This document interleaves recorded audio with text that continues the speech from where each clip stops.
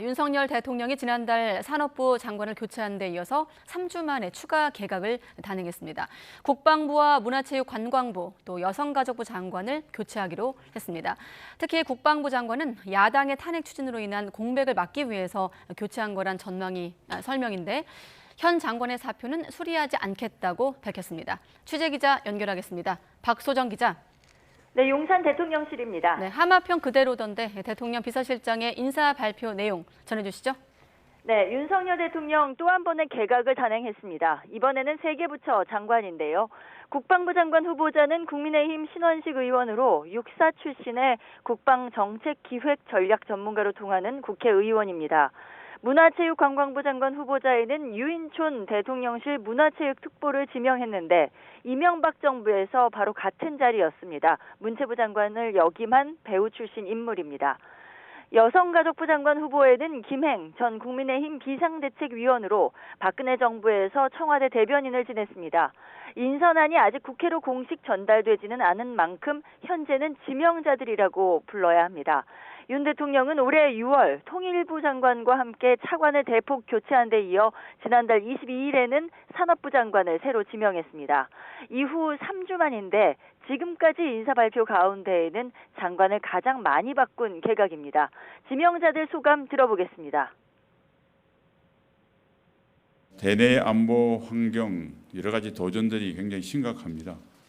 군인다운 군인, 군대다운 군대를 만들도록 최선을 다하겠습니다.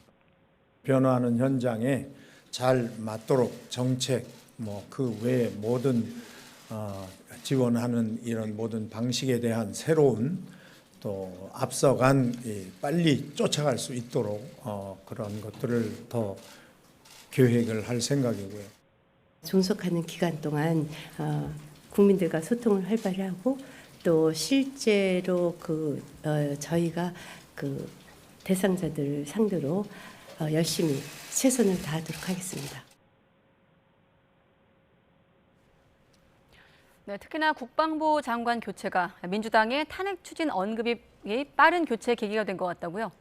네, 그렇습니다. 이종섭 국방부 장관은 더불어민주당이 집중호우 때 실종자를 수색하다 숨진 고 최상병 사건 수사 개입 의혹을 제기하면서 이 장관에 대한 탄핵 추진을 공식화한 상황이었는데요. 이를 무력화하기 위한 일종의 교체 카드라고 할 수 있습니다.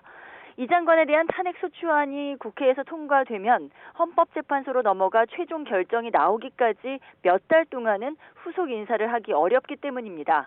대통령실 관계자는 YTN에 대통령 인사권이 묶이는 걸 법적으로 우회할 수 있는 유일한 방법이 교체하는 것이라면서 탄핵 추진을 원천 봉쇄한다는 의미라고 설명했습니다. 이 장관은 최상병 순직을 둘러싼 의혹과 홍범도 장관 흉상 이전 논란 등으로 여권에서도 책임론이 불거진 상황인데요.